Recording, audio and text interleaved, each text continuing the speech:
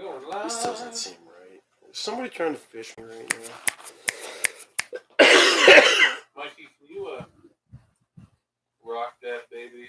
Oh, You rocking me Amadeus. That's a 5. Yeah, 5 million viewers. not yet. So you can go back and watch that. What do you want me to do? Adjust the camera. I don't know. I think it needs to go. I'm not quite that far. Fuck you. We'll get out of the frame this minute. Get out of the frame this minute. Just angle it down, I think, now.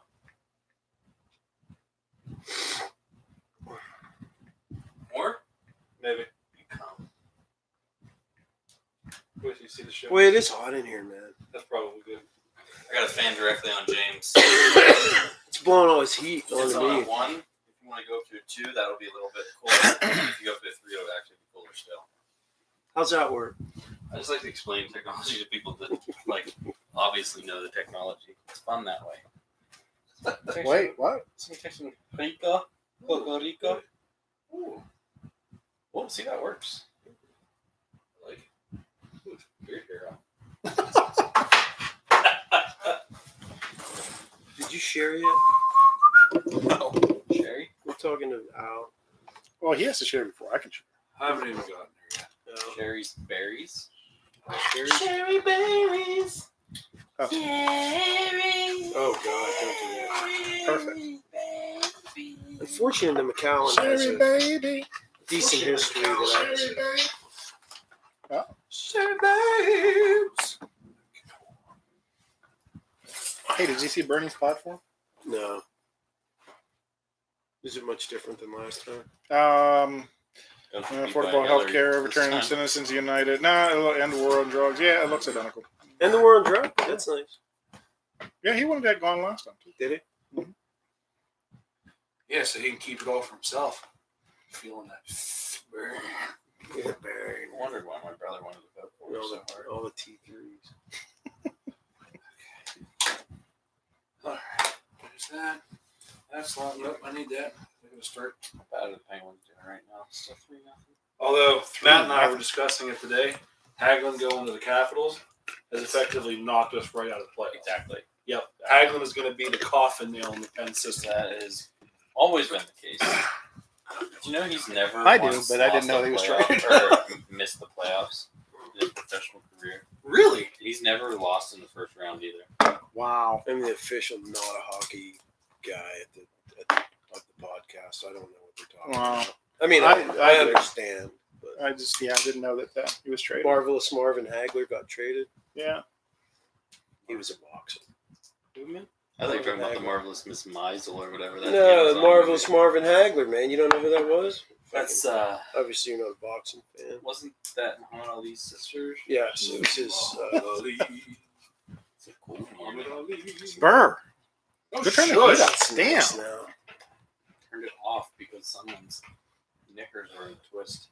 Dude, there's sweat literally rolling off my forehead. He said if you turned it up to 3, it would get better. That's one. I'm effectively calling for the T3 right now. It's gonna And get scratch louder, offs. and it's right by them. Oh, it's going to get louder. Yeah, that's the. Look, I think it actually dripped onto my glasses. Oh, for fuck's sake! Oh, can we just? Did you share yet? Now follow our show now. Enjoy. I guess we could check the mics now while we wait. Did you see? Check. I mean, you can. Easy there, cowboy. It's on right now. Like a rhinestone cowboy. Jay, we for mic check, please. This is a microphone test. 1 2 1 2. Test 1, 2, 3, 4. Bebopalula, she's my baby. Rhinestone Cowboy 2.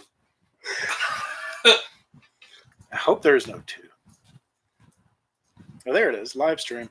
Did you see? Check. I mean, you can. Easy there, cowboy. It's on right now. Wow, that's. Rhinestone cowboy. Jay, we for mic check.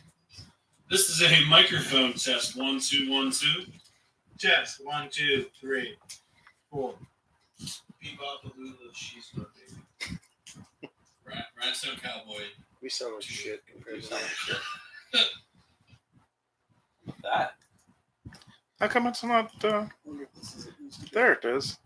Episode 50. No. What? That's what the issue was. Fuck me. Fuck it, dude.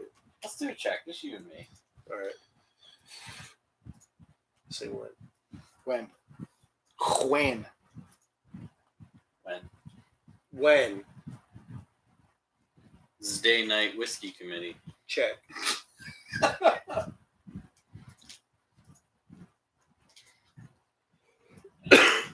When? Where's the new one at? It's What? Day Night I Whiskey. just shared it.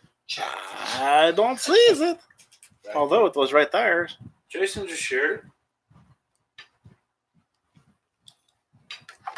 There it is. Share. Sherry. Oh, don't do that. Sorry. Cherry baby.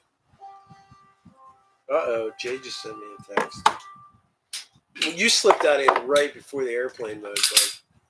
Yeah. Might be your date, Dad. Did you see it? Mm-hmm. I like to slip it in right before you're at mode. You know what I'm saying? Makes my dick wet. Just like the pasta sauce. Oh, you see all the lint coming off that thing? Well, I cleaned the PF9 out the other night. It was fucking disgusting. I haven't had this on the park. Oh, we have one viewer. Wonder whom it is. Hi. Hello, hi. Great We got things. two of them. Yeah, but you see the screen right here? Oh. There's two there and there's one here. Oh, that's three. I guess. Math. Science. Maths. Okay. Whenever we do our Patreon thing, give me a minute. I want to say something regarding Mr. Noel. Okay. Ready to hit the hammer when you guys are. Ooh. Stop. Hammer time. Collaborate and listen. I suspect. No. Whoops. Did you like vanilla ice? No. Yeah. I like chocolate more. Mm-hmm. Chocolate rain. Oh, chocolate rain. Oh my God, I'm stuck. Okay. I think I'm going to be devossed before we even begin. Mike's halfway into it. I got ketchup. Whoa. Everybody says if you can't have Voss, Have 957 is the Yeah, way to go. exactly. That better not be some other generic shit. There's no universe that you won't see Heinz ketchup in my house. Okay. Just so you know. If you see Hunt's in my house, call someone. Something is wrong. Something has wrong with me. Something has wrong. Something with me. has wrong. I'm gonna hit record now. Go for it. Starting. We're going live in. What's going on, everyone? It's Jay from the Wednesday Night Whiskey Committee, here with another Time Warp episode. Let's do the time warp again. Yeah. This week, before we get started, as always, let's present this this lovely cast of characters. Character. Character, I like that. Character. All right, we're gonna go with that from that one. Character. Oh boy, can I say enough about him? He's got a mouse rat. He does. Dude, I'm wearing the mouse rat today. He's got the best Wi-Fi password. Shit. The best Wi-Fi name of all time. Mr. Universe, Captain Tight Pants himself, co-host and co-founder, Michael J. Cavino. Good evening, everybody. And across from me, we took his name in vain a minute ago. He is the Reverend Al. He likes vitamins, and he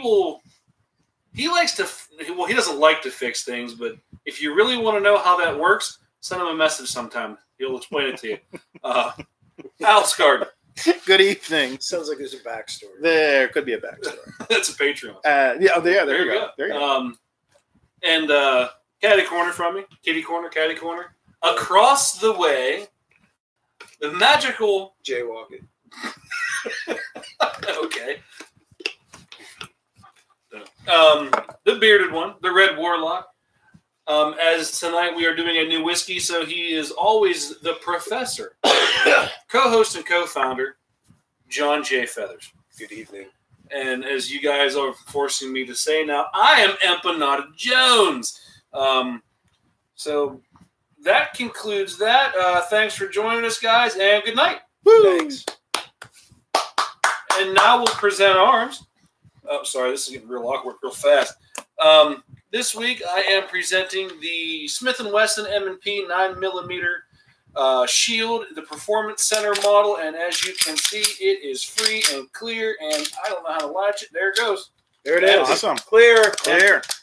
Some of this fell out of it. I'm presenting the Dan Wesson 44, and as you can see, Pretty spin. Give me another.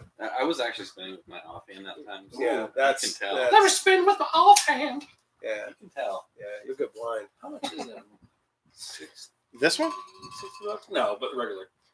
A normal size ball. Oh, Done yeah. being interrupted. Yeah, you Go ahead, guns. We love them. I myself am presenting, as usual, the Browning High Power Mark III Classic. I love this son of a bitch. I love that. As you can see, it is free, clear, and it has a beard hair on it. Wow. Free and clear, and now beard hairless. Oh. It's bald. And last but not least, the XPS Springfield 3.3 inch and 45 ACP. And as anybody can see, It's it clear. is clear. I'd like to send out a special I love you so much to Brad Lego, Oh, yeah. who on Sunday, as I'm at the Sportsman's in Glitzen, Pennsylvania, with my daughter while she's doing BB Gun League, I get a video of my defunct high power racking so defunct. and firing quite marvelously. Mm-hmm. And I'm like, hey, Mhm. I know where he is. I said, dude, are you at the range right now? And he's like, yeah. I'm like, I'm inside. I was hoping he was going to bring it in, but he's like, no, I'm going to take it home and clean it. You don't get to see it. So hopefully, maybe even next week, who knows? I'll be presenting my the long fabled high power. That'll be- I do have one. That'll be I glorious. swear. But yeah, I'm real excited about that, so I cannot wait. They are truly Um, often imitated, never quite duplicated. It'll be very If you can, if everyone will take notice of their show notes, I have. What are those? I sent them to you. Oh, I have. He says that every week. Nothing. The only thing that I wanted to say was for those of you who are tuning in right now, you do realize that it is Thursday. We've had some health issues over the week. that was me. Jason claims ownership. And then we had one hell of an ice storm / snowstorm yesterday, which effectively shut down our entire area. It did. It It was- was open yesterday. No, we weren't. I was no. wondering. It was beautiful. So we were shut down. We figured for health and safety, we better take an extra day or two to recoup and dig out. And boy, we saved a good one for the pod, I think, for coming in Hell on yeah. an off day. My favorite. It's my jammy jam. Mm-hmm. That's pretty much all I It's have. hilarious. It's bigger than the microphone. It's funny because you usually expect that size out of like an awful whiskey. It's like, oh, I got this for $33. I got a handle of the old shop crow. and save. Right. So this is normally like $189 I think it was on the shelf. Yeah. I called him up one day. This was right last August sometime. I said, Al. He goes, Jay. I sent him a picture of it. It was on sale for It was 45% off. So it was $93 with tax. And I'm like, dude. Fucking And he goes, where are you? I said, I'm at the Fine Wine and Good Spirit store across from Wendy's in Duncansville. Literally 5 minutes later, I hear, hey, what are you doing? Hey, what do He you- walks over, picks 3 of them up off the shelf, and goes, bye. But I received one of those as a birthday present, so I was Yeah. quite pleased. Now, a typical fifth of Macallan 12, what are they priced at? About right? 60 bucks. I was going to say Yeah. about 60, yeah. And that's what we're basing it off of, not the economy size. Yeah, the 1.75 liter. How much was that again? After the, well, what 93. we bought it for was like 93. 93. Jeez, what a deal. Tax out the Yeah. door. Yeah, that's a hell of a deal. But normally they're like 189. Yeah. But yeah, and I'm excited because this was That's about 45% off. I think it is. That's crazy. It is. math. I'm done. Jason, how Oh. about you present this stellar, amazing whiskey? All right, I'm going to apologize ahead of time. My voice is crap this evening. so I can't do the Macallan the justice that I would prefer. Every But word that he says, I'm just going to repeat so everyone can hear it. Ready, go. Start. the The Macallan, Macallan 12. 12. Awkward. The Macallan was founded in 1824 and it was one of the very first distillers in Scotland to be legally licensed. It was founded by Alexander Reed, a barley farmer and school teacher. The original name of the area was Macallan, taken from the Gaelic word mach, meaning fertile ground, and Allan, from the monk, taken as it's basically an eponymous from the monk Saint Filian, who held a close association with the church that stood on the grounds of the Macallan estate until 1400. Farmers had been making whiskey on their Speyside farms in the area for centuries, using their surplus barley during the quieter winter months.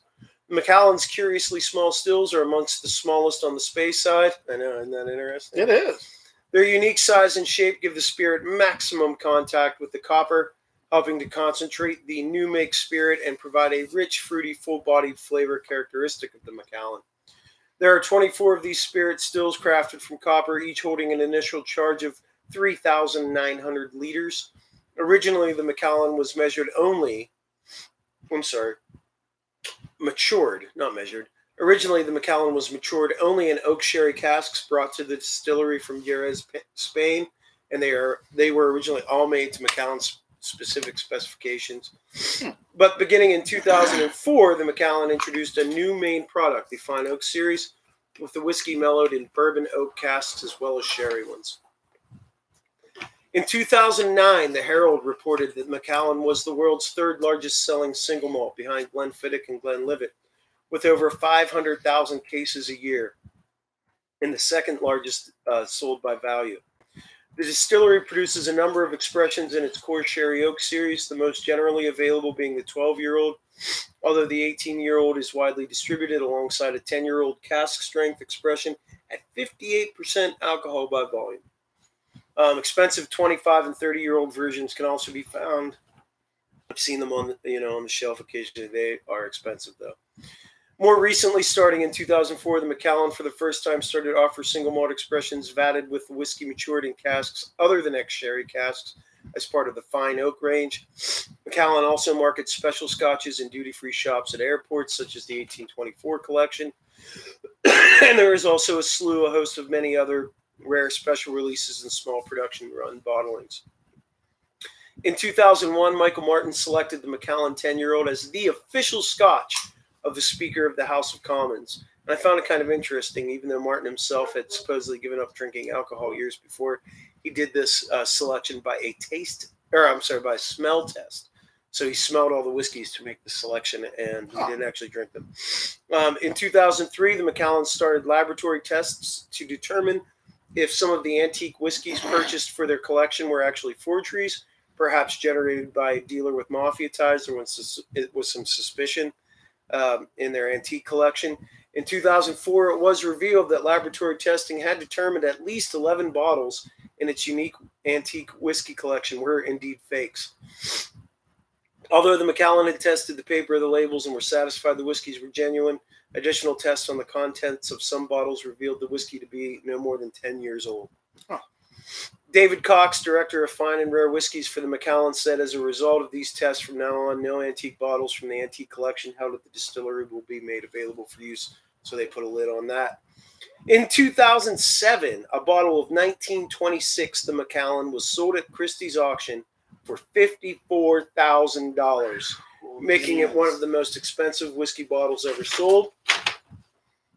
In 2010, a bottle of the Macallan 64-year-old single malt whiskey and a one-of-a-kind crystal decanter was sold for $460,000 at an auction at Sotheby's in New York. All proceeds from the sale were donated to charity. Charity Water, an organization that helps provide access to clean, safe drinking water to people in developing nations. That's awesome. Yes, it is. In 2012, the Macallan received the Guinness World Record for the most expensive whiskey ever sold at auction. In 2010, a 30-year-old bottle of Macallan appeared in the movie Takers, where Chris Brown and Michael Ealy were prepared to leave a motel in which they were staying and have a gunfight with the police. And while they're making plans, what they're going to do in the gunfight, they're drinking a bottle of 30-year-old Macallan. In the 2012 James Bond film Skyfall, Bond and Silver are seen toasting to the women we love with 50-year-old Macallan, a reference to the Bond franchise's 50th anniversary. The Macallan is also thanked in the end credits of Skyfall. In 2014, a decanter of Macallan's M whiskey sold at auction in Hong Kong for a new record-breaking $628,205. Wow. In the season 2 episode of Suits, Harvey Specter purchases a bottle of Macallan 18-year-old. Here's a little pop culture for you, Mikey. I'm appreciating it right now. In season 3, episode 6 of Better Call Saul, Howard brings Chuck a bottle of 1966 Macallan to celebrate Jimmy's suspension. In 2018, the Macallan Valerio Adami 1926 60-year-old sold for £848,000. Jesus. Yeah, right. At an auction in Edinburgh, the world's most expensive bottle of whiskey sold to this day. And so there we go. It's pretty fine stuff. It's cherished and relished the world over. I'd like to add one more to your list there. As I was watching 2 nights ago on one of our topic discussions this evening on the new now defunct Daredevil Yes. show. In season 2, he meets up with Matt Murdock. Yep, Matt Murdock meets up with Elektra, Yes. and they're at a party, and he orders I a noticed. Macallan neat. Oh, that's right. I do remember that. And it shows up several other times throughout the episode. So I was like, I can't wait to say that. I think it's going to be a 2-person job. So, someone want to uncork and pour, and I'll hold the glass. I think you should pour, honestly. Okay. Yes. Here, you hold that. Oh my God, maybe it's a 3-person job. I have a weight restriction.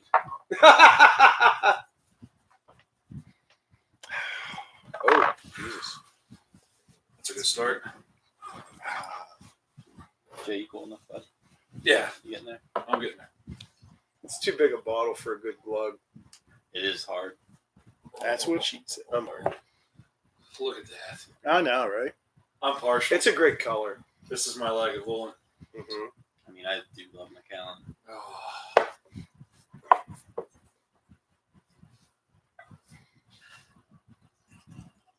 Oh, that's more than plenty. Thank you. Oh gosh. Let me throw the cork back in this monstrosity, and I want to hold this up just for size. That might look like a small bottle to you at home, but I'm all still things considered, I'm still- there's my forearm. I'm still seeing it like a regular. It's a pretty big bottle. I'm still seeing it like a regular fifth, and it's just making your hands look like little tiny hands. Because it's a baby hand. It's It's a like a baby little hand. Dutchman. This makes my hand look huge. You look like a Dutchman. Cheers. Cheers, Just boys. our Patreon. Before we drink, Before we get there, let's mention our Patreon members. We have, and I'm purposely going to skip them first. We have Rick Wirtz. We have Ryan Weaver. We have Shannon Hoffman. We have Jeremy Nixon. We have the Cosmic Road Show. We have Mario Ciccarella. And our first original Patreon member, Scott Knoll. And Jason has a word. yeah, I would like to say to Scott, my online presence has been very small. I've had a small footprint in the last year or so. So I was unaware that there were some things going on in the Knoll family, but I just recently saw that. I'm not going to air their news anywhere, but I just recently saw that there was some cause for celebration and some good news came to them. So I just wanted to say congratulations, and I'm really happy for you, bud, as far as some things go, and everybody here's wishing the best for you. Absolutely. Fantastic. I just wanted to say yes. There So, we go. without further ado, one more clink of the glasses there, and Yeah. I'm going in, boys. I can't wait.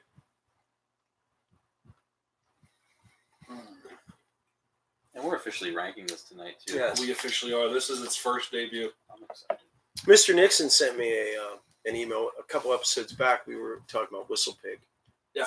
And we were discussing. I knew we'd had it, but I couldn't remember where we had it at Jeremy's. Mm-hmm. That's where we had the whistle. I don't think I did. I think maybe you did. I definitely did. That's yes. Maybe That's I what did. it I was. just don't remember. You weren't there. Yeah, we went up there without you, bud. Sorry. Yeah, that was That's cool. Thanks. Appreciate it. Dicks. I'm gonna share a little story while we're all chewing on this. When this whole thing first started, I had no idea that there was such a thing as a good whiskey. And That's just such a weird statement. I know. Believe it or not, it's a pretty common statement. And I don't even know when we got into this, when that night officially happened, but it was early into the birth of the show. We hadn't gone that far, and at that point, That was the birth. I was playing a gig at the station house in Evansburg, and I'm looking at the wall of whiskey and the back bar, and I said, "What do you have in a Scotch?" I said, "I want to try a Scotch. I've never had a Scotch." And the girl said, "The only thing that we really have is a Macallan 12." And I'm like, "Well, I've heard the name from you guys before, so I knew it was." She should have said the Macallan. She should have. So I said, "How much is it a shot?" And they're like, "Well, it's like $7 a thing." And I went, "Ooh, buddy." Yeah. I said, "Hey, Al, you want a $7 shot of Scotch?" And he goes, "Okay." So very timidly, like, we both got the shot and toasted each other and took like a very small sip, and it was just like, whoa, close. So good. I think I even ended up getting another before the night was over, and I do believe I took a picture of it that night too and sent it to you guys. And I'm like, Yeah. I'm drinking, I think I still have it on. I'm drinking Macallan at my gig right now. So yeah, just kind of a little like, this has a huge soft spot in my heart. This was my first Scotch that I've ever had, and not only did I find my love of Scotch through this bottle, but I also got to experience it with Al, my stepdad. So that was pretty cool. We ready to throw this down, or are we still chewing on it? No, fucking, I've had enough Macallan to know I'm gonna rate it. Yeah. Yeah, this isn't one of those scotches where I gotta be like, well, Yeah. this is giving me some interesting. Yeah, there's no bones about it. Why don't you start us, Jay? Well, I'm biased, Yeah. and we know that for why. You're not biased. That's not. You just like it a lot. And stupid That's trivia. an honest opinion. I Yeah. mean. Stupid trivia. This could have been your pop culture reference. This was Neil Peart's preferred Mhm. whiskey of choice. Was the Macallan 12-year. So if it's good enough for the professor, it's good enough for me. Mhm. Being that this is my favorite Scotch whiskey, that it's already going to rate high for me.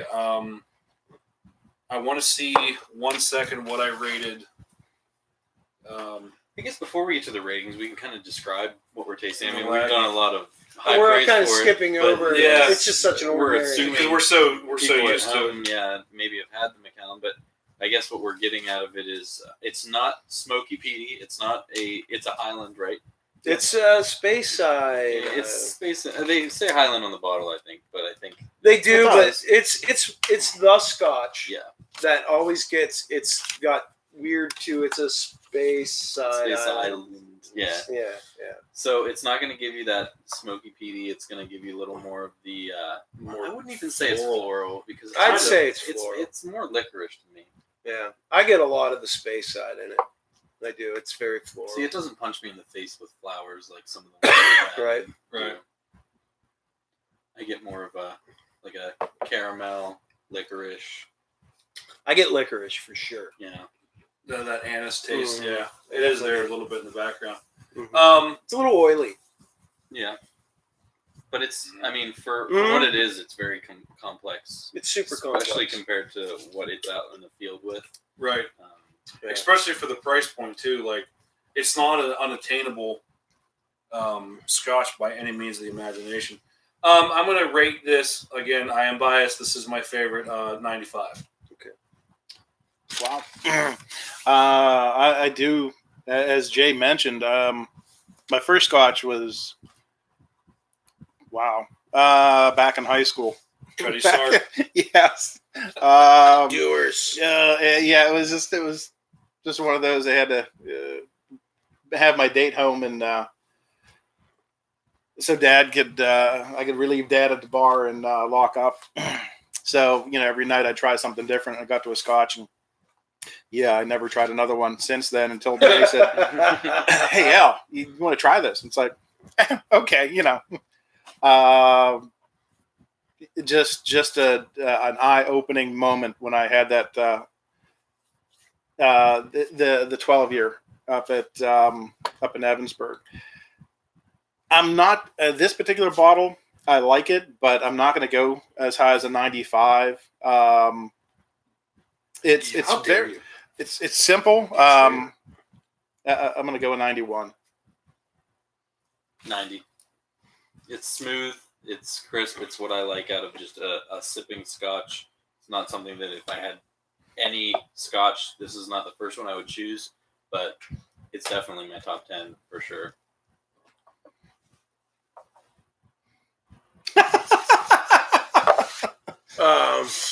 If you're listening at home, Jason just removed all available clips from Jay's vicinity.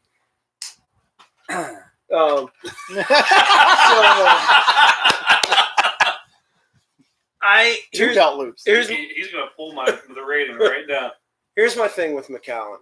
I think it's a very fine scotch. I do. I think it's very good. I think it is also the most overrated scotch in the world. Overpriced or overrated? Overrated. Because most people you read online, they say they're overpriced. I do think they're overpriced for sure.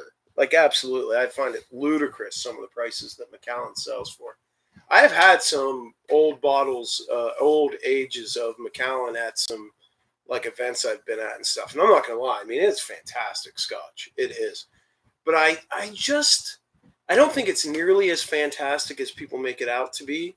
I don't find it terribly. I mean, it's complex, but I don't particularly like the complexity of it so much. I find it complex, but it's not a good complex to me For you. Okay. for what it is. I think it's. I just think it's super overrated for what it is. Now, having said that, it's like rated off the charts. So I don't think it's bad by any means. I like it. I would drink this before I would drink lots of other stuff. I just don't understand where people are coming from with it. I'm going to give it an 86. 90. So the 91. is it 91? Yep. So the Macallan 12-year gets a 91 out of 100. And I have to say something else too. To me, it tastes florally. It tastes. It absolutely does. It has I a don't get that. I don't get that. See, to me, there's a floral component at the end. That the end of it is perfumey, and I don't. Okay, I but don't. I still don't. I don't like the perfuminess of it. That's what detracts for me. okay. Other than, I'm not trying to be a dick. That's just my honest. I don't think it's quite what everybody cracks. I give it a star. Jason, I'd give it a star for sure. Mikey, Yeah. Al. Definitely. So that's 4 out of 4 Wednesday night whiskey stars, and I'm going to say yes, we do recommend this. I've been waiting a long time for this episode. So, On with you. Who's talking next? anyone else? Good. Okay. Bye. No. Which kind of, like I said, this almost kind of segues into the discussion topic number 1. Not so much with Daredevil, so to speak, but with the Netflix MCU portion of the universe. It was announced. What was that? Monday? Yeah. Monday or Tuesday, something like that. Yeah. That the Punisher has officially been canceled, along with I believe we called Jessica. that a long Yeah, time we did. ago. We really did. I mean, it was never a matter of if.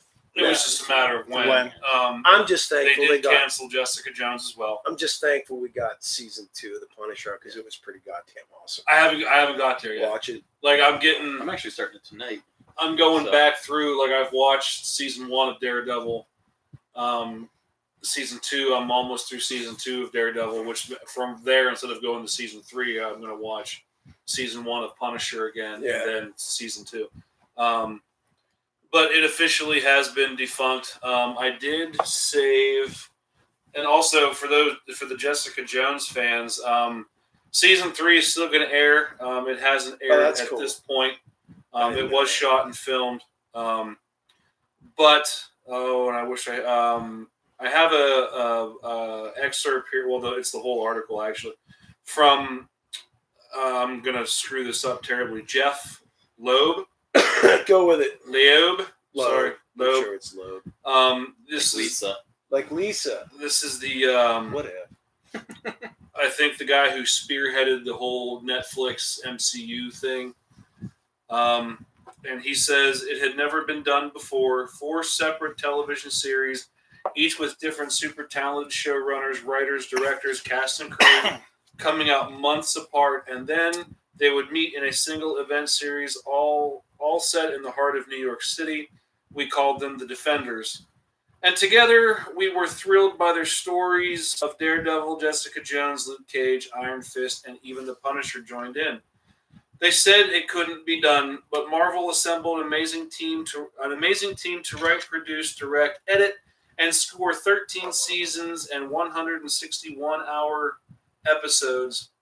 Take a moment and go online and look at the dazzling list of actors, writers, directors, and musicians who grace us with the very best of their craft. That includes Dane Lamont. It does. I was going to mention Dane Lamont. We loved each and every minute of it, and we did it all for you, the fans, who cheered for us around the world and made the hard work worth it. So thank you. On behalf of everyone at Marvel Television, we couldn't be more proud or more grateful to our audience. Our network partner may have decided they no longer wanted to continue telling the tales of these great characters, but you know Marvel better than that. As Matt Murdock's dad once said, the measure of a man is not how he gets knocked to the mat, it's how he gets back up. Yeah. To be continued. Jeff Loeb and the rest of us at Marvel Television. So the runner up to this, the point of wanting to talk about this was, I swear, like my entire news feed the day that it was announced, like if one person didn't say it, like everyone was, why doesn't Disney just pick it up? And I'm like, oh God, Reed. So I wanted us to talk about that for just a moment, to lay it on the line for these poor, unfortunate, misguided souls who just have no idea how to use a Google box and do this search for themselves.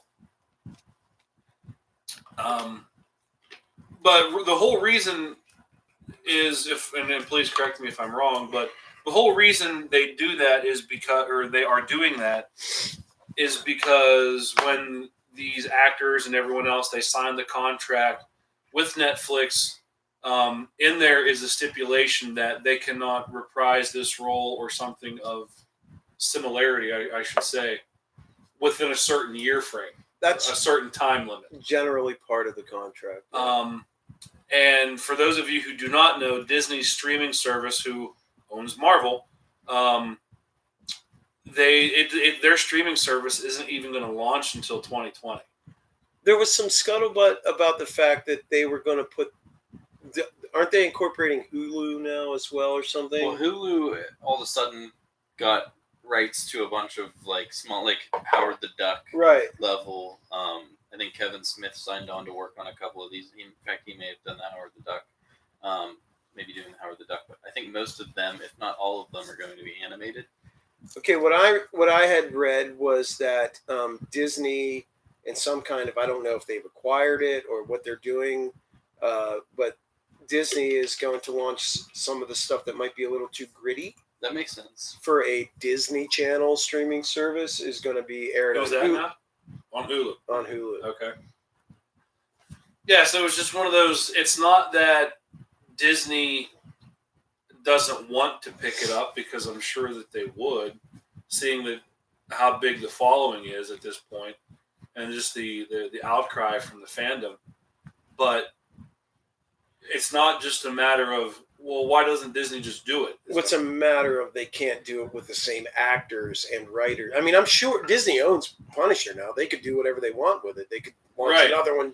Well, not even just that, but it's one of those things where, and I think Brian on YouTube here on the chat says Disney's ruining everything, bring back original Star Wars canon, which is a discussion I kind of wanted to segue into, is Disney's not okay with not having their hands involved in this. So Right.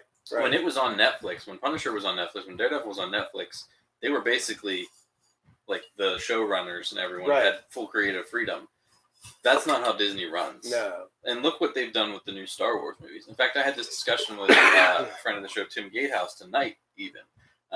And I was telling him like what we were going to be talking about on the cast, and I told him, I said, he said the same argument that everyone else had, is like, just they're going to be back on Disney's streaming service, so it's going to be fine. I said, it's not going to be fine. No. Because even if you get the same crew back, even if you get the same actors, same showrunners, Disney's not just going to hand them the reins and say, do whatever you want. They will That's not. not Disney's way.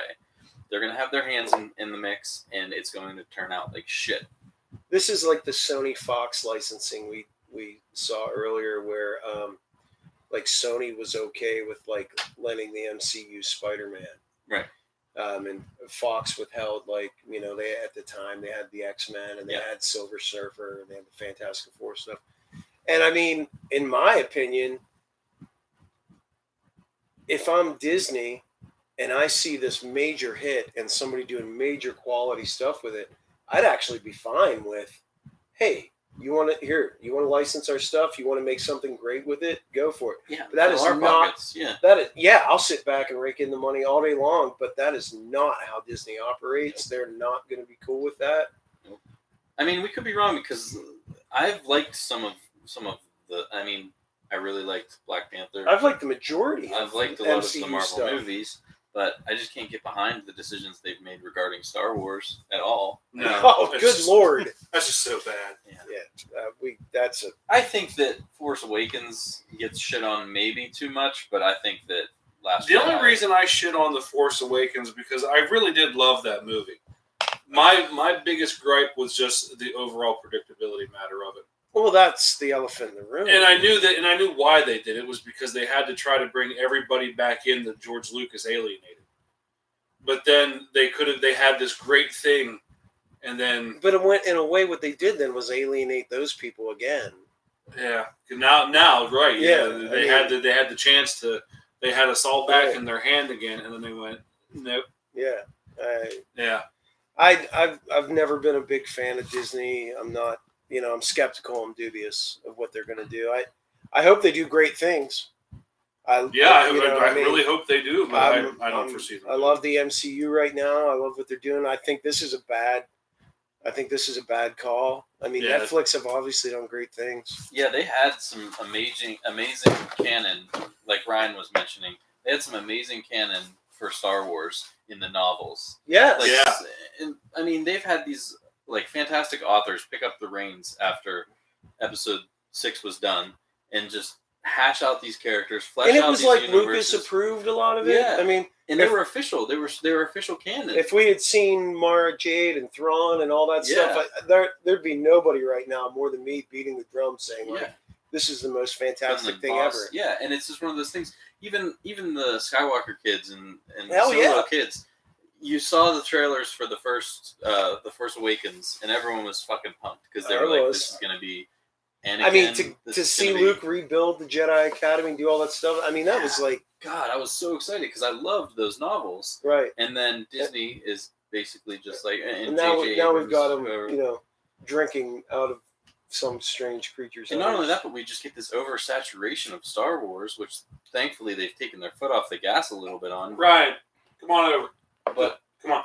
But for a while, they were like, okay, we're going to put a Star Wars movie out every year for the foreseeable future. And it was just to the point where it's like, but do we really need a fucking, I don't know, a BB-8 Solo movie? Well, I mean, that was part of the appeal with, during the Luke, you had to wait for it. Yeah. And you build it up, and it came, and you were like, oh my God. And then you waited again. Now it's oversaturation. And Well, I mean, I'm just like, starting to get it for the final installment of the new trilogy, now that we've actually had a gap of Star Wars Yeah. movies, I'm actually excited. I want to see what Abrams I does. want to see what they're gonna do. For sure. for I mean, sure. he's I'm gonna be literally in the going to theater. spend half of the movie picking up the toys that Ryan Johnson threw across the room. I know, dude. But I'm excited for it. Yeah. In a way, that is part of it. It's like I almost feel like I'm rubbernecking the scene of an accident at this point. I just want to see what.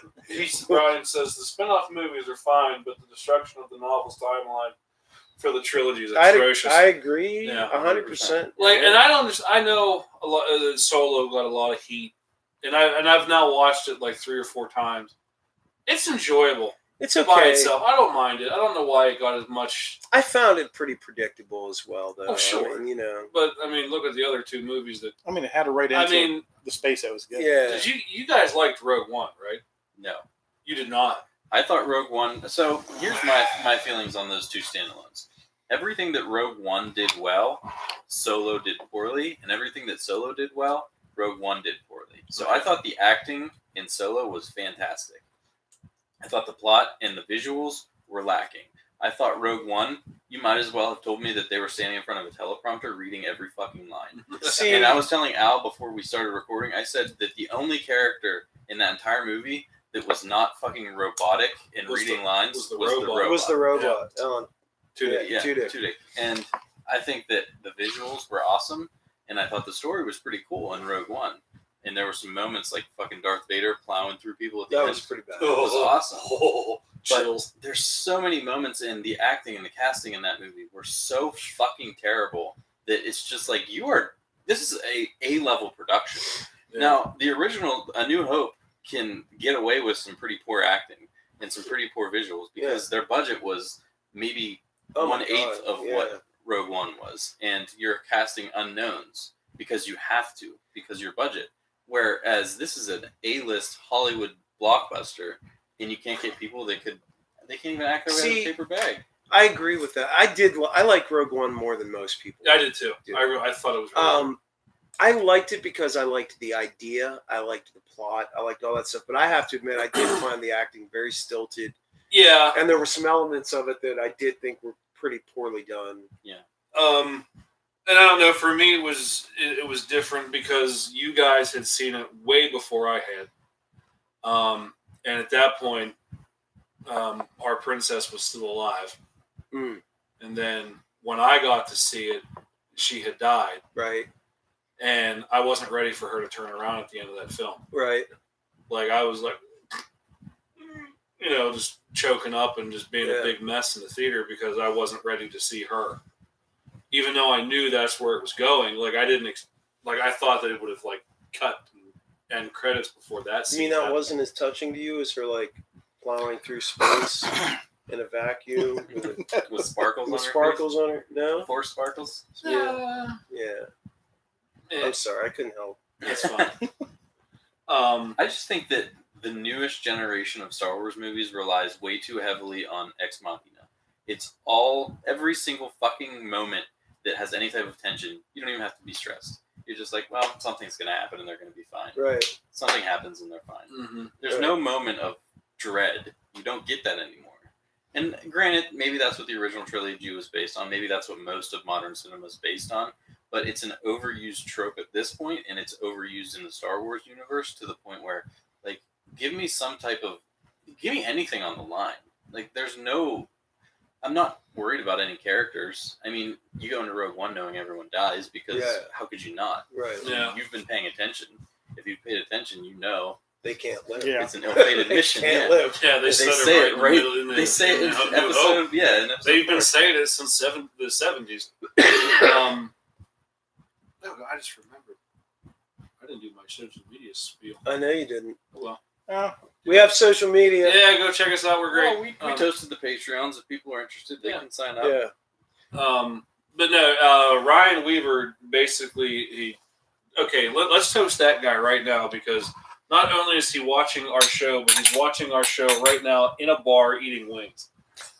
And he said, Nice. That's nice. when we decide to do the Star Wars episode, let him know because he's coming over. Okay. Because he's the authority on the novels. So No. we'll have us a talk. I think It'll have to be a focused. I think it's talk, though. interesting how, I mean, the Star Wars episode, how many of our episodes turned into the Star Wars Yeah. episode? Speaking of Star Wars, I started playing a game called X-Wing. You guys familiar with this? The No. N64 version. No, it's a tabletop game. Oh. So it meshes two things that I really enjoy, which is the whole reason why I went to Gatehouse is to pick up some figurines. It's like a miniature based game, Okay. but it's space battles, obviously in the Star Wars universe, Badass. and it's done two things for me getting back into this game because they have every ship basically that has existed in the movies, but also the novels, like Shadows of the Empire. They've got Rendar's ship, which is like the first faction that I'm building. And so it's done two things for me. One, it's made me miss those novels and miss the old canon. And two, it's made me kind of start to appreciate some of the smaller nuances of the newer films. Like, just going back and thinking about the character Kylo Ren.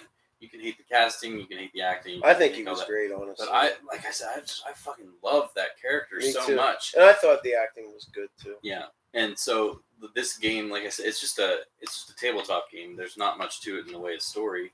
I mean, how much story can you have in a miniature game? But at the same time, it's kind of helped me like go back to those days in the 90s and 2000s whenever I was reading the novels after watching the original trilogy and getting pumped for perhaps the future of Star Wars.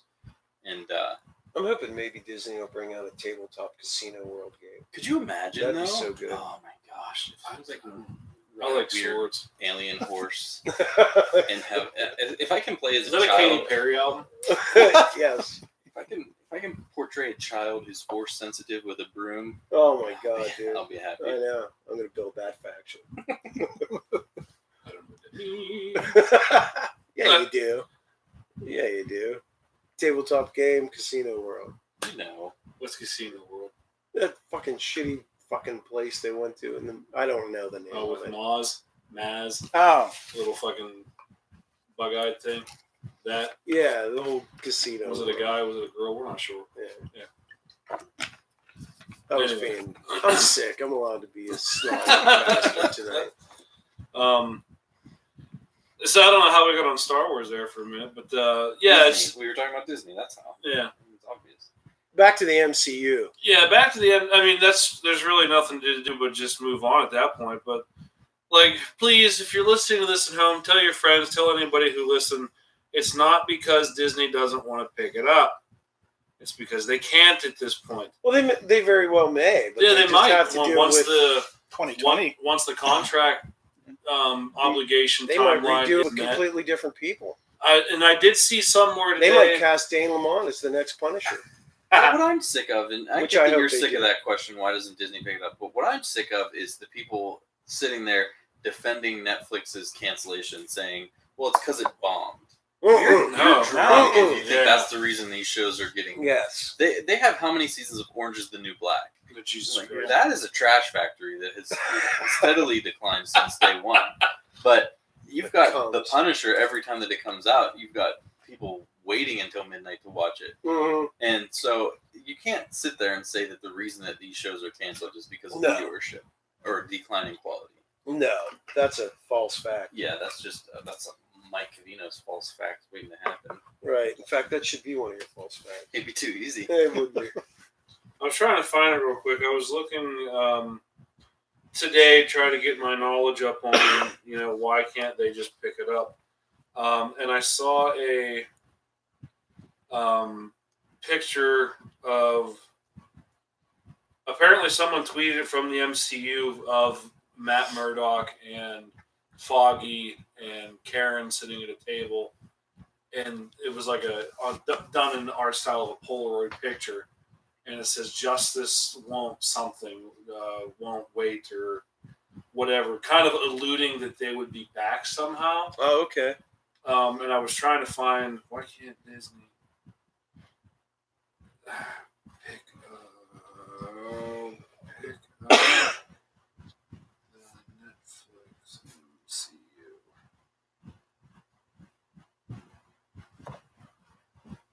It was really interesting. Yeah, and as I'm scrolling through here, all I'm seeing is people just saying over and over again, like, it was boring. Like, God, you're so wrong. Yeah.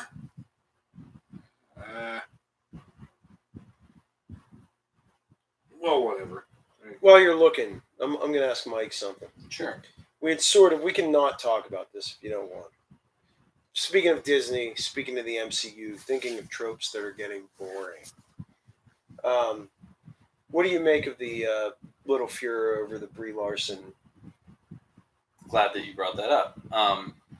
It's one of those things.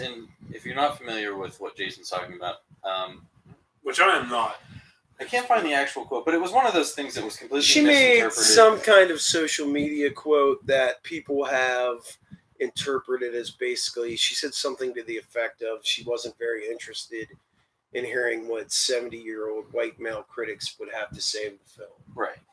And people would take that quote or a quote similar to that vein and use it as her saying, we don't want white men watching this movie. Right. Which I just find on pretty much every level so far, including Brie Larson's, including everybody's interpretation of it, it's just insane to me. Yeah. First of all, I understand, I think, what she was trying to maybe say is that there should be a little more diversity in the criticism that we're going to throw at movies, whatever.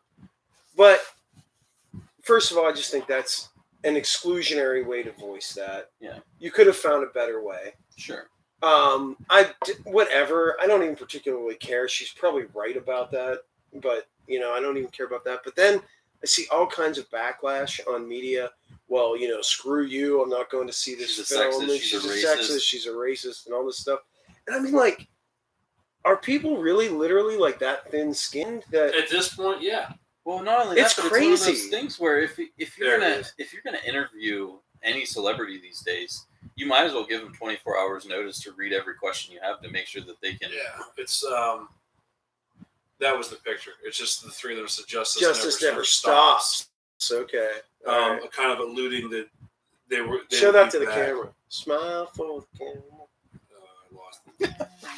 Give him 25 minutes. I'll bring Give it me back. 25 minutes. Yeah. Shush. 20. I'll continue my other thought while Jay's doing that.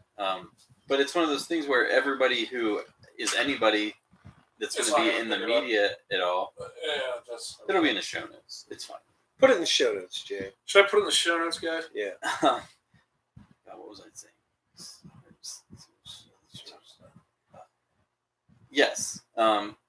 You can't say one thing. You can't slip up for 1 second if you're going to give an interview or anything. Because someone on the internet is going to find one thing that you said and be like, well, I don't know. They said Führer instead of Fury, and they definitely love Hitler. So I just like, for me, there's such a disconnect between the artist and art that I literally don't care. Yeah. I listen to music all the time by people that I don't give a rat's ass what they say, think, feel, or do. You're in such a low minority with that. I am not going to let some actress's opinion flavor whether I enjoy that movie or not. Yeah. I mean, that's just That's crazy. how it should be. That's just crazy to me. Yeah, you know who gets that a lot right now is Johnny Depp. And I'm like, I don't care what he did in his personal life. He's a good, well, I don't know if he's a good actor, but there's some things. There's look at Mel Gibson. I mean, I don't know that we should be letting him act still, but it is what it is. There's reasons for that. Yeah. But I mean, here's the thing: if somebody does something in their personal life that requires, some kind of action to be taken, well, then take that action on them in their personal life. But really, it doesn't matter to me when I'm watching a piece of art. Yeah. I think the art transcends the actual artists themselves, And to me, I'm going to enjoy a movie. I don't care, or I'm not going to enjoy a movie. Conversely, I could go experience a piece of art by somebody that I absolutely love. Yeah. And if it sucks, I'm not going to like it. You know what I mean? I don't understand that whole thing. And at this point, I also think it's just marketing. Yeah. I think if you say something that's, because people don't respond to conventional marketing anymore. So the only way to create some kind of hubbub is to say something controversial, which at this point is not even controversial anymore. Yeah. Well, it's one of the, it's two things. We have such small attention spans these days that we want all of our information. I mean, you'll see trailers in front of trailers now. Yeah. Like, you'll literally see, if you get on YouTube and watch a trailer, there will be a 2-second Yes. highlight of what's going to happen in the trailer before you watch Right. the trailer. Right. And then you have, I don't know, 20-second, 30-second trailers so that they'll fit on Instagram That's pretty stories. long, dude. I don't know Yeah. if I can hang. I in don't there think I have the attention span for that. 30 seconds. So you have all that jammed into, let's get a sensory overload. Let's see how much information we can throw at these people in such a short amount of time, because of the other end of the spectrum, which is controversy. And these are the two ways that we're going to have to market our film or our television shows or our entertainment, because either if we don't hit either of those two spectrums, then it's going to fall into obscurity.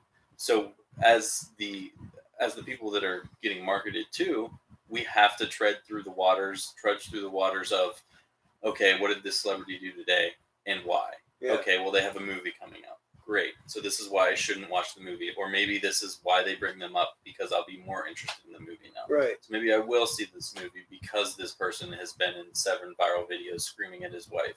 It's just, and it infuriating to the point where I get it. People don't watch commercials anymore. I'm one of those people. Sure. So if I'm putting on Netflix watching exactly what I want to watch for 3 hours, and then I want to turn off and go to bed, that's 3 hours worth of commercials I missed. You missed. Whereas in the 90s, 2000s, whenever everyone was watching cable television, you could throw a trailer for your movie in there. Right. So now it's got to be on Instagram. It's got to be on YouTube. It's got to be really quickly in front of whatever I want to intentionally watch, so that maybe I'll see it and be like, huh, that actually looks somewhat interesting. I think too, though, the art of marketing is we are losing the creativity in it. Yeah.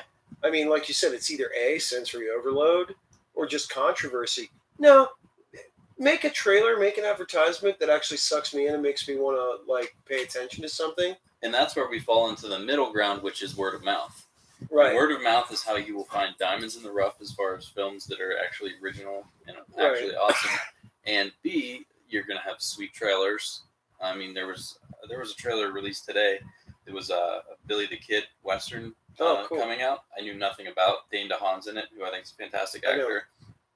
But I would know nothing about this movie.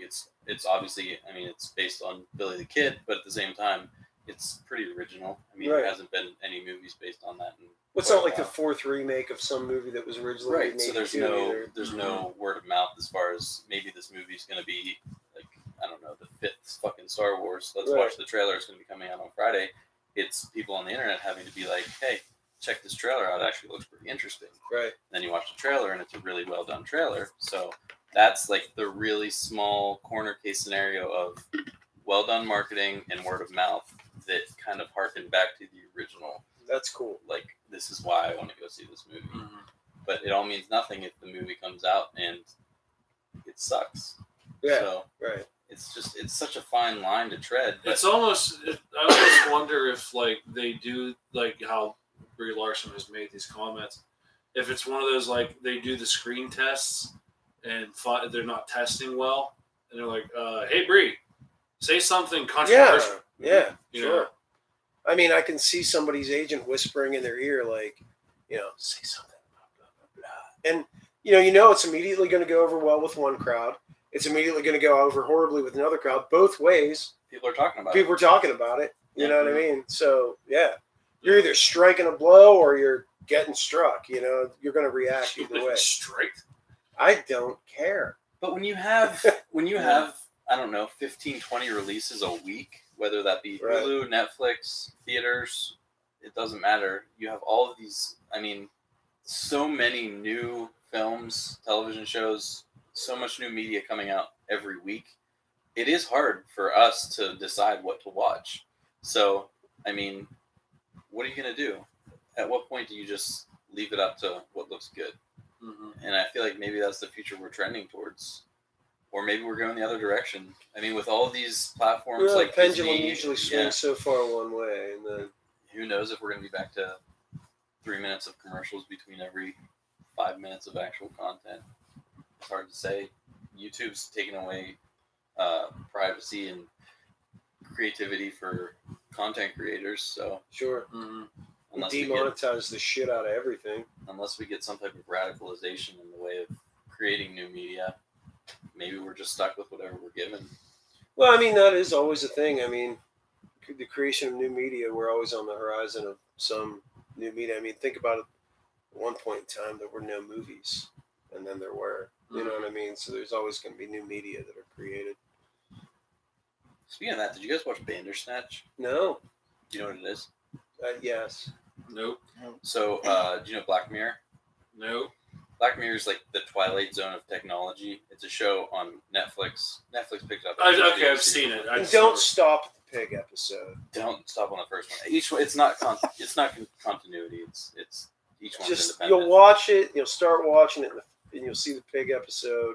You'll be like, he was mentioning new media. They did an episode that was a standalone episode. It is technically part of the new season, but it's a standalone episode that is a choose-your-own-adventure TV show. you have been the fourth or fifth person in the last week that told me I need to watch it. Though, Yeah. so It's cool. I mean, it's new media. It's not amazing story-wise, but we had fun watching it. I mean, I did it with a group of people. Yeah.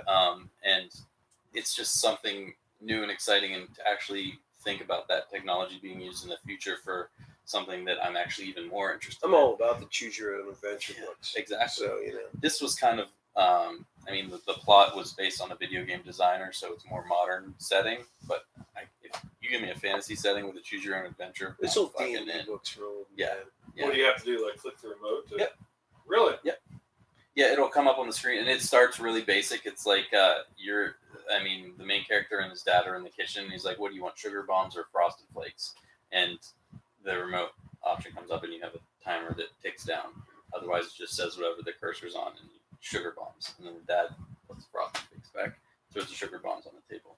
You're driving on the bus on the way to work, and it's like, what am I going to listen to today? He's like fumbling through his backpack and pulls out It's two like tapes. Eagles or the Yacht Rock. And you definitely go to Yacht Rock. And then he takes the Eagles tape, throws it out the window. You get on, give it 5 stars, and say good job. And then the decisions get increasingly more intense. It's like Murder kill this dude person. for the mace of what's its face and Do you run from the gelatinous cube? Turn to page 42.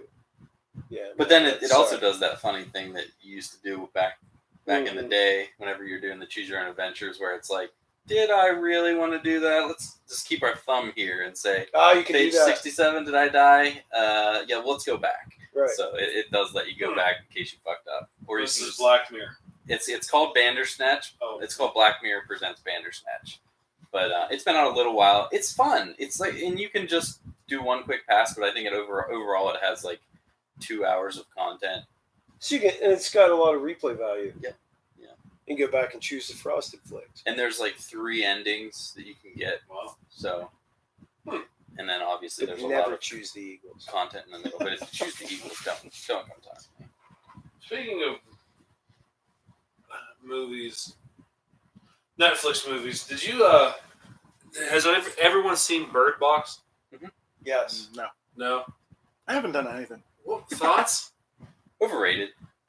I thought it was the McAllen of movies. No, it was overrated. It was terribly. Like I didn't see it until like the meme explosion was actually dying out from it and everything, and like it was okay. It was kind of just like The Happening to me. I was gonna say M. Night Shyamalan already made the movie. Yeah, but like I thought, like everything about. I mean, I enjoyed it. Like I didn't like not like it, but at the same time, like it was over, and I went, "Oh boy, they just put that in a nice little bow, didn't they?" I liked the fact that they kept the horror element in your imagination. I thought that was a good move. Yeah, they didn't. I thought that was cool. It sort of added this Lovecraftian flair to it. I had a really, really, really big problem with that movie. I don't know whether. All right, spoilers for Bird Box. If you're planning on watching Bird Box, cover your ears. But No. it's going to get spoiled for you immediately because that's the way that they chose to frame the movie. It starts. In the middle. Well, it kind of starts Yeah. towards the end-ish. It starts with Sandra It's like Bullock every story and I've her ever 2 told. kids, and they're by themselves floating down a river. And then you're introduced to a group of people. So immediately, what you should think as a viewer, if you're paying any She type of makes sense, They made it is that far. those 3 characters are the only 3 that survive. Yeah. So there is no weight on any other character. Like, okay, so I like this Yeah. black guy. Doesn't matter. He's going to die soon. Oh, Right. well, he's dead. Yeah. And so I just think that's the most awful type of storytelling where you hand me the ending. Now, maybe you care about Sandra Bullock and these two kids because they're the only two that you see from here on out. Yeah. But right from the beginning to tell me that those are the only three that make it, you lose the weight of the rest of the entire group. Lame, I agree. Yeah, that was the biggest problem I had with the movie. The rest of it was all, I mean, I thought that the movie that John Krasinski did most of the things that this one did. It did them better. I haven't seen that one. Quiet Place. I haven't seen it yet. It was good. It's some. I don't even know what it is, and whether it's an actual physical thing or something is causing people to turn like wickedly violent and then ultimately suicidal. And it's a vision-based thing. So they figure out that like the first wave comes through and kills, hundreds of thousands of people, whatever. That makes them kill themselves. And it makes them kill themselves. But then they like put a blindfold on and they're okay. Because they can't see it. They can't see it, so they can't be influenced by Well, it. they can still be influenced. Oh yeah, that's right. So they can, but if you see it, you're pretty much done. Right. And then that's why the tweets were like, "Please do not try to bird box drive." People are like dying in stupid accidents because they're trying to bird box everyday events. I did like that it kind of came out around the time of the Super Bowl and the playoffs were, and they were like, "Oh, refs are doing the bird box challenge." Yeah, I actually saw where they superimposed her with a blindfold on to the referee things. Like, yeah, that's funny. Rick says that our discussion of filmmaking paralleled music making in so many ways. I agree with that. Yeah, I'd agree. Why? 'Cause We need to make a motion. motion. I told Rick Wirtz that this is what was up. Rick Wirtz pretty much goes to Barnes and Noble almost every weekend, and almost every weekend Rick Wirtz buys us an album. Yes. And I said, in addition to our playlist, we should have what has Rick bought this week. That would be great. And I said, do like a 2 or 3 sentence talk about what you bought, why you bought it, and is it new or is it nostalgic? yeah. And he was like, yeah, I can do that. Dude, what new segment? I'm in. Yeah. That'd be fantastic. All right, Rick, you're done. You're done, buddy. You got it. Start writing them up. I mean, he always has great insight into, know. So, yeah, that shit can our podcast. This is the new thing. Nice. Anything? What else? I think that's it. I mean, we're over an hour. We are. We actually going to stop at an hour? We still haven't talked about what we're listening We to. haven't talked about. I mean, it would probably be an hour and a half if you did the media and the minutes at the beginning. But you skip those. Oh, So we have a Facebook page. I did pimp our clock today. Did you see that no. on our Facebook page? Oh, I did see that. I was checking out Redbubble and I'm like, that's a sweet ass clock right there. I'm gonna share that to our Facebook didn't page and see be like, it. hey, it's time to drink with some Wednesday That's night it. whiskey clocks. Yeah, there you go. It was like total cheese fest. All right, well, let's move right along here to the segment that we have instituted since the pilot episode. This is the what are you listening to this week? Like I said, Mikey instituted this in the very first show, and it has been a part of our show every episode except for that one where I forgot. Now we can say that about the media in the minute. I now have officially forgot the meeting the minutes. Unless all the comments are like, we really love the beginning this time. Yeah, great job. You got right to through all that boring crap. 4-0 final. Penguins. Yeah, the Sharks. Sharks beat. Whooped ass. Who wants to start? Jay. Hi. I do this thing where like I listen. For those of you who follow me on Twitter, which I don't know why I barely tweet anymore, but I did make a tweet earlier this week apologizing to Chevelle, saying like, I'm sorry it's taking me this long. Will you please forgive me?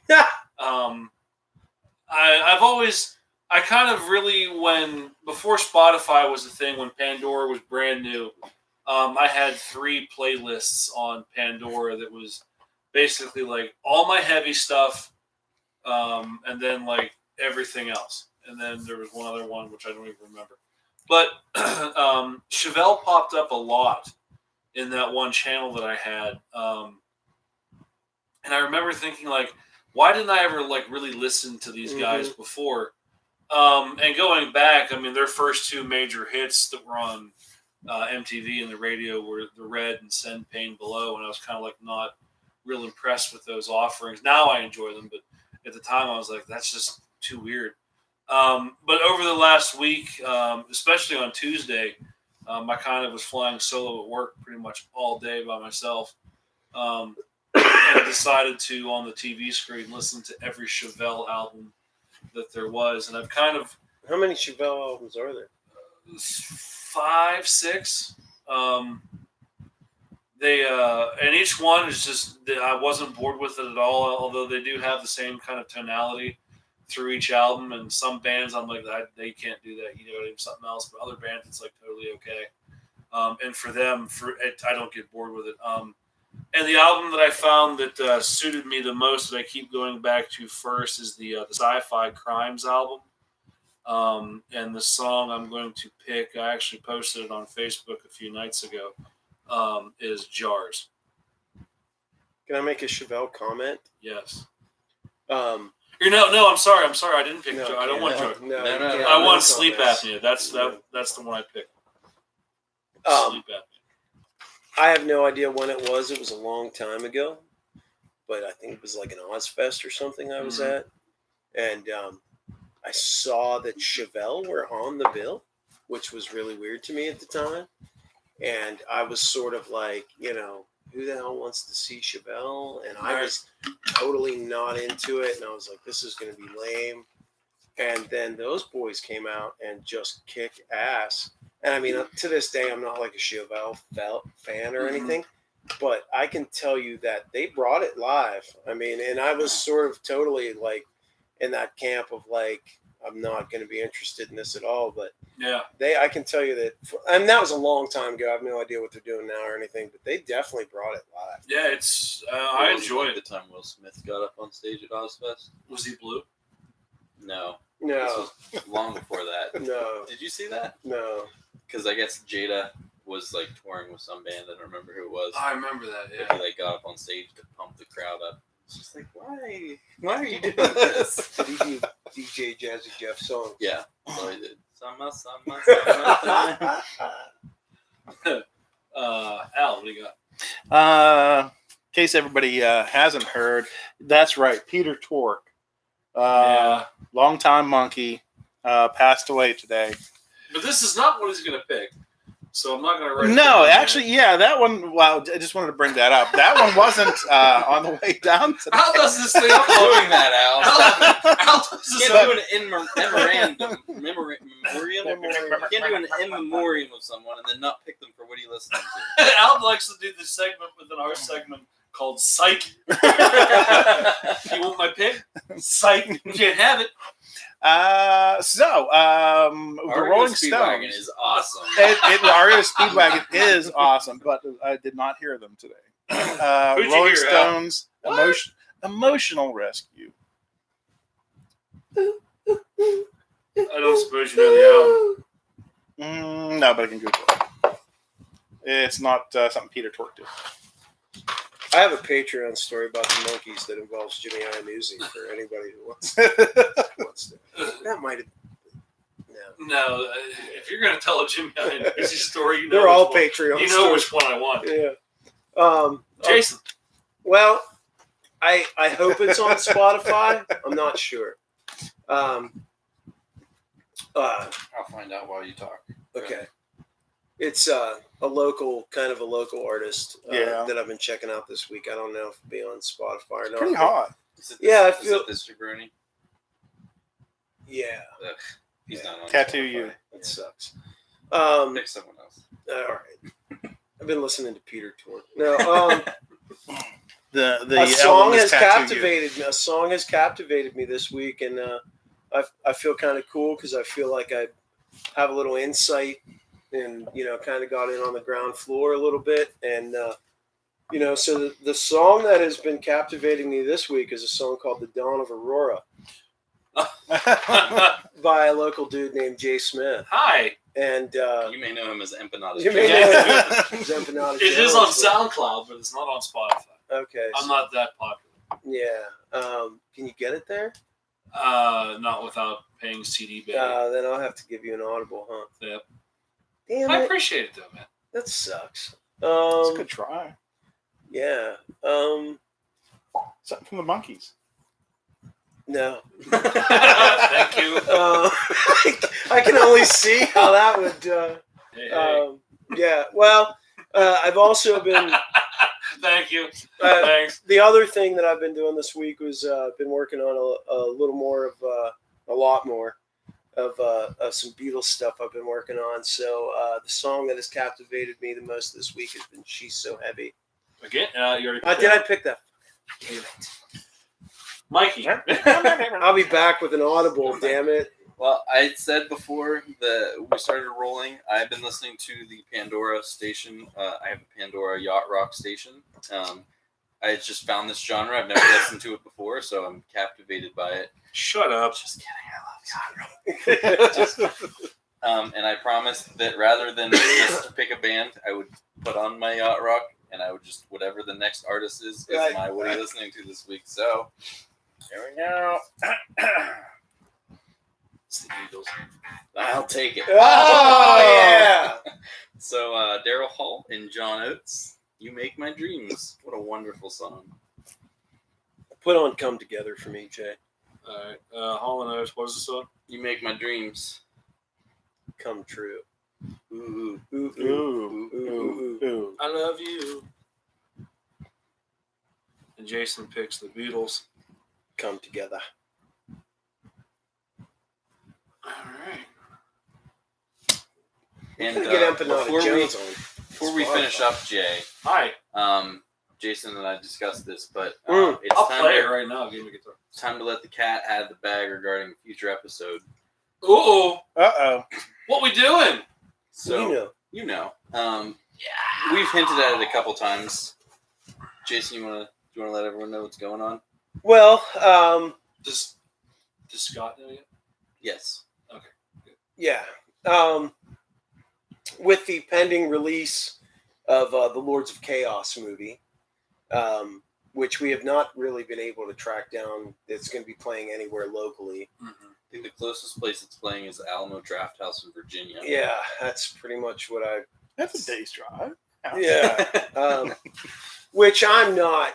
It's not going to be worth it. I'm not. Yes, I don't think it's going to be worth. As a matter of fact, I expect this movie to probably be a dumpster fire. But we're going to be doing a special black metal episode to sort of parallel the coming out of this movie. We're going to watch the movie. We're going to give you our impressions on it. We're going to talk a little bit about Mayhem's backstory. backstory, The true story behind the film. and just some of the crazy things that have gone on in the Yeah. black metal universe. The reason why we were kind of holding our cards on that episode till now is because we didn't want to say we're going to watch this movie if maybe you listening at home wanted to check it out. Right, Able to. right. So the reason why it's going to be coming up soon is because tomorrow it releases on digital iTunes release. So if you have iTunes, you'll probably be able to rent it. You'll be able to buy it for $12. And then if you're computer savvy, you may or may not be able to find a stream or not. But if you're interested, shoot us a message. I'll probably be doing a showing here at my house. I think we're going to have a friend of the show and a friend of ours, Scott Pickerel, who's a big metal fan, loves black metal also. He's going to hopefully be able to make it for that episode. So we'll probably have him down to watch the film and then for that episode when we decide to record that one. So just wanted to let everyone know in advance that episode's going to be coming up. Yeah, it's a Soon. shame we can't, have people go out and watch it With us. With yeah. us, Yeah. But like I said, I'm willing. If you like dogs, you're welcome to come here and check it out with I us. love dogs. So I've got 2 big ones. Dogs and black And he's metal. not talking about dogs. Oh, you know. And he has Hey, you ought to see my puppies. and some cane. Well, I think that effectively puts a cork in this week's episode, gentlemen. Guys, thanks for tuning in this week. We always have the best of times, no matter what the situation is, no matter what we carried in on our shoulders, what we woke up with, what we worked at, But we fell on our sides. Jesus. no matter what I'm going to happens. put a public service announcement out there that Vans shoes and ice. This is the second time I've totally In dumped like it 2 weeks. in 2 weeks. Yeah. And only the first time it wasn't my fault. No, it's Vans' fault. I've been wearing Vans literally since I was a teenager. I mean, Jesus Christ is in my yearbook, so I'm an old man now. But, like, I'm telling you what, man. I've never had a pair of shoes fail me in the ice this badly. Wow. And I'm kind of like disappointed you guys didn't comment on my show notes at all. I liked it. I thought they were awesome. Right on. What I miss? I don't know. Thanks. He said something derogatory about me. I did not. He said something about me being good looking. Pure sex. Yeah, that's not true. That's totally true. Did you just assume my sex? Duh, as sex? pure. Amazing. It Yeah, doesn't you're so even. pure. It doesn't even matter what it is, Mike. We just know it's awesome. For those of you who tuned there, There it is. Somebody found it. I lost my train of thought now. From day one. From day until 1 to day just pure 407, fucking sex. Mikey's just pure sex. We appreciate you guys tuning in every week. Again, we apologize for being a day late with this week. We are the Thursday night whiskey committee. What? The Whoa. Thursday night, Wednesday committee. Yeah, Thursday night, Wednesday, whatever. But we really appreciate everyone who comes in and listens every week, follows our YouTube channel, donates per episode to our fund. We really can't say enough great things about you. Or we could say some. Where would they find out if they did want to donate for episode? You know, I would be remiss if I didn't do my spiel just one time.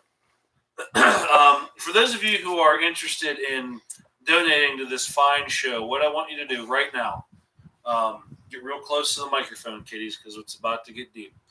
I want you to type in real sultry and slow, www.patreon.com and / Wed Night Whiskey, and my God, you will find our pay channel there. We have a pay site. Yeah, that's awesome. Please donate to our show.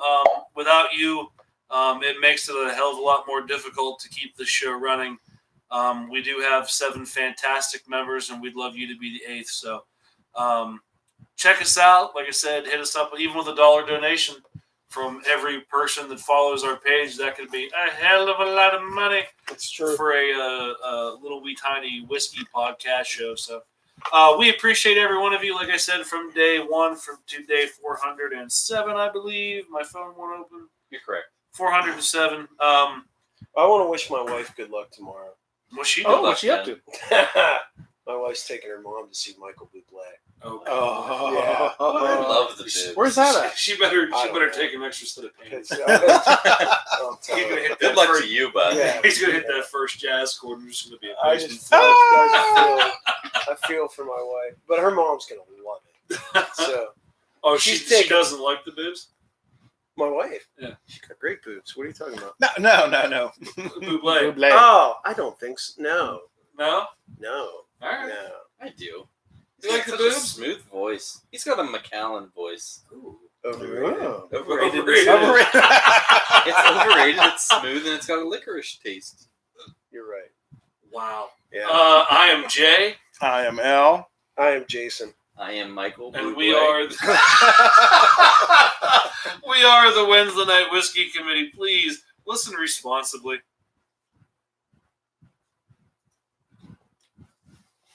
Hooray! There it was. Yay.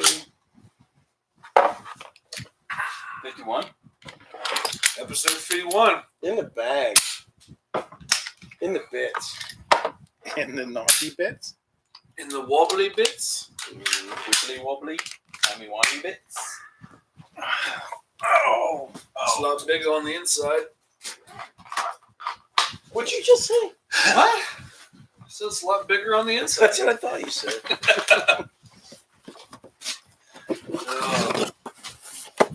All right, we're done. Bye. Bye-bye. Thanks for joining us. Rick Works, send us your pick for next week.